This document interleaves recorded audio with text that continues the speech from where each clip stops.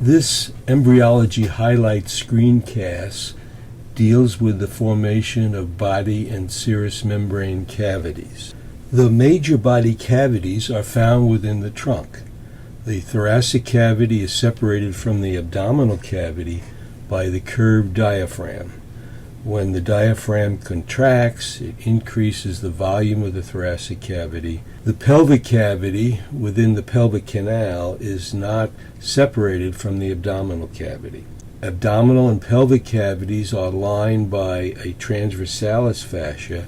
The thoracic cavity is lined by endothoracic fascia. The body cavities, thoracic and abdominal and pelvic cavities, contain visceral organs and serous membrane cavities. Serous membrane cavities are empty. Serous membrane cavities are lined by serous membranes. A serous membrane consists of a single layer of flattened mesothelial cells, which are essentially flattened fibrocytes. The purpose of serous membranes are to prevent organs from adhering to one another or from adhering to the body wall. There are 4 serous membranes: peritoneum, pleura, pericardium, and vaginal tunnix. The 4 serous membranes differ in their location, but histologically and functionally they are identical. This is a schematic drawing of the peritoneal cavity. It's located within the abdominal cavity. This black line represents the skin, muscle, and bone of the abdominal wall. Inside of that, this gray area represents transversalis fascia. And the colored line lining the transversalis fascia is peritoneum. You can see that the peritoneum forms a continuous layer forming an empty peritoneal cavity. The peritoneum lining the peritoneal cavity is subdivided according to the surface that it coats. The red area here is referred to as visceral peritoneum because it coats visceral organs. The brown area here is referred to as parietal peritoneum because it covers the wall. Parietal refers to wall. And the yellow areas are connecting peritoneum that connect the parietal to the visceral, and that may contain vessels in the case of mesentery or just plain transversalis fascia in the case of ligaments. We say that the peritoneum is different from the transversalis fascia, but actually they are formed at the same time. It's just that the surface cells become mesothelium, and that creates this layer of serous membrane. This histological image shows serous membrane lining a serous membrane cavity. At the bottom we see mesothelium on edge, and at the top we're looking at more of a surface view of mesothelium. The mesothelium consists of flattened fibrocytes that are essentially forming a squamous epithelium. If the delicate mesothelium becomes damaged, say due to a local infection, then the underlying connective tissue gets exposed across the cavity, and that connective tissue then will grow together. It is the nature of connective tissue to grow together, and that will then form an adhesion between these two structures, which normally is prevented by the presence of a mesothelium. This image is a transverse section through a canine thorax. We see the heart within the mediastinum. This is the left ventricle. Here is the right ventricle and the right atrium.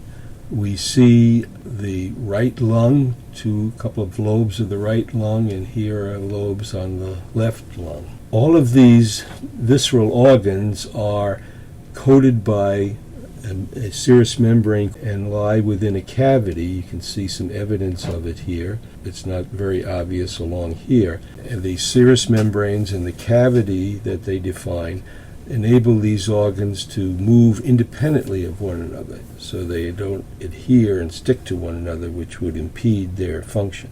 This is a schematic drawing of serous membranes within the thoracic cavity. The black line here represents the skin and muscle and bone of the thoracic wall. The gray area represents endothoracic fascia, and that is lined by a serous membrane. Bilaterally, their serous membranes form two pleural cavities, and then there is, in the mediastinum, there is the heart within a pericardial cavity. The heart itself is lined by a visceral pericardium, which is shown in red, and that is continuous with a parietal pericardium, shown in brown, and these two serous membrane layers then define the boundaries of a pericardial cavity.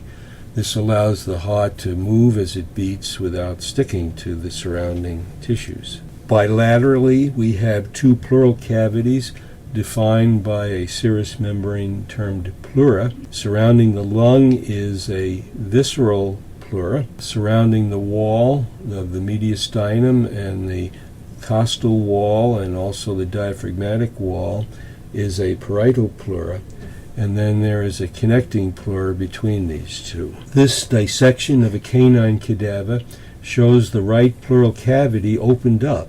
Because of the pleura serous membrane, the lungs are not attached to one another nor to the wall of the thorax, and so they can move relatively freely. Here we see the mediastinum with some fat, and the heart is evident also. This image shows the pericardial cavity. We see visceral pericardium coating the surface of the heart, and parietal pericardium lines the wall of this pericardial cavity. How do body and serous cavities develop in the embryo? The answer is that they all come from a single embryonic coelom. They become the separate cavities that we see in the adult via two processes. One is a partitioning that results from an inward growth from the surrounding wall. The other is an excavation whereby the embryonic cavities expand by dissecting into the somatic mesoderm of the body wall. This shows a dorsal view of an early embryo at the primitive streak stage.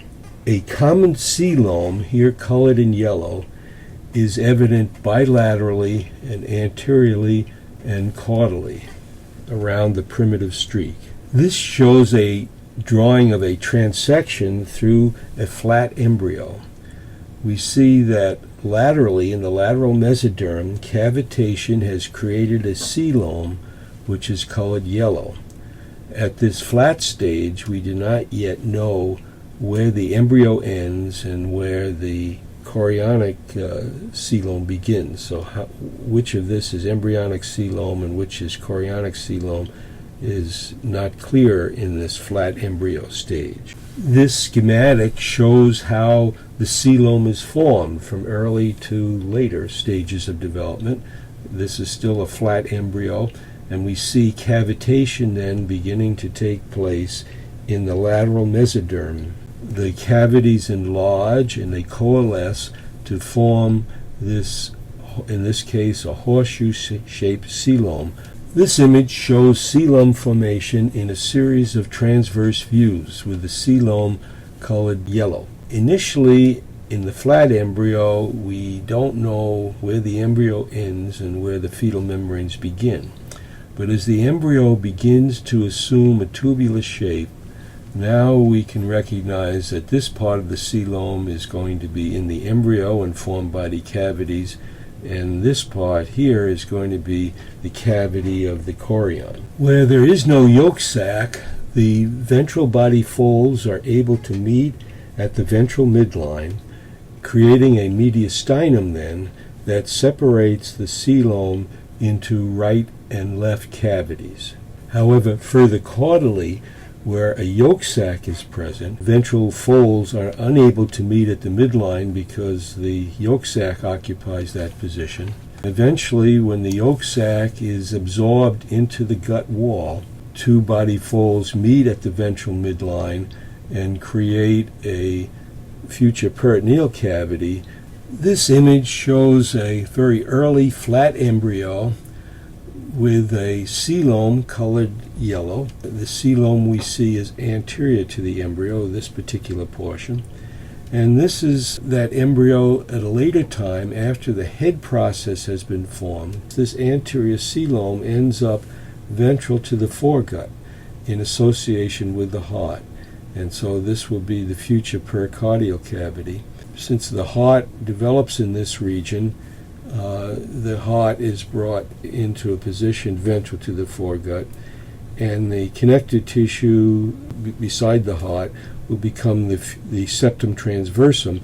This schematic shows that as a consequence of the changes we've just described, the early coelom becomes an anterior chamber and a posterior chamber connected by bilateral channels. This is a dorsal view, and here is a lateral view. The anterior chamber will become the pericardial cavity, the posterior chamber will become the peritoneal cavity, and the two canals will become pleural cavities. Next, we will discuss how this common coelom becomes partitioned into the separate serous cavities that we find in the adult. Considering the separation of the pericardial and pleural cavities, we have pleural pericardial folds that grow in bilaterally to separate the two pleural cavities from the pericardial cavity. This schematic shows the pericardial pleural separation developing in 4 stages. Initially, we have a common coelom with the future pleural cavities and pericardial cavity.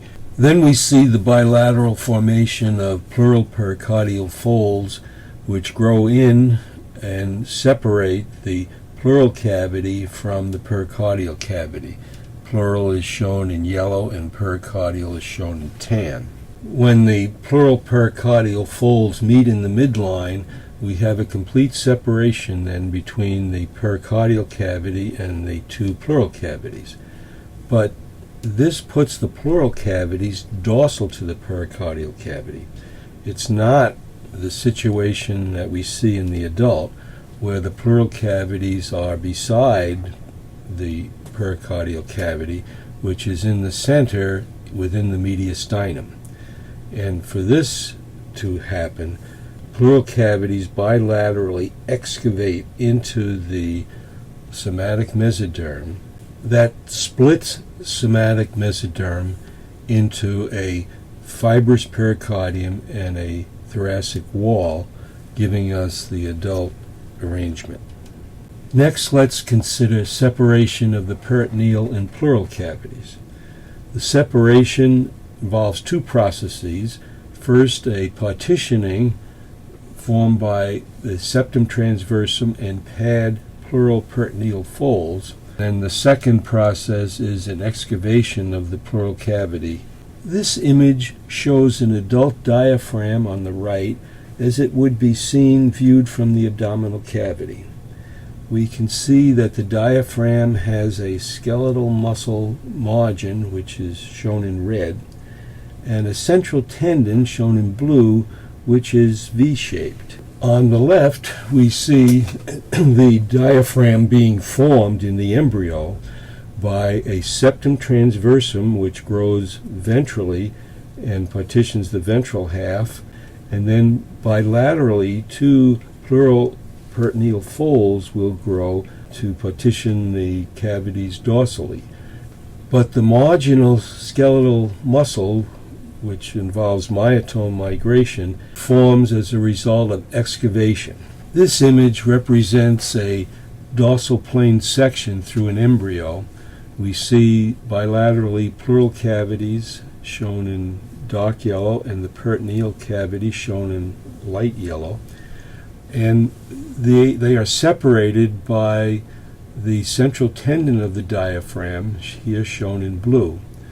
But the marginal area of the diaphragm, which is skeletal muscle, forms as a result of excavation. So here is an excavation proceeding on the right, not shown on the left, and you see how the pleural cavity is going to dissect into the somatic mesoderm, shown in red, and partition it into a portion that will be the margin of the diaphragm, where myotomes will form diaphragmatic skeletal muscle, and then a lateral region here which will be the body wall of the abdominal cavity in this case. So that concludes our embryology highlight screencast dealing with body cavity and serous membrane cavity formation.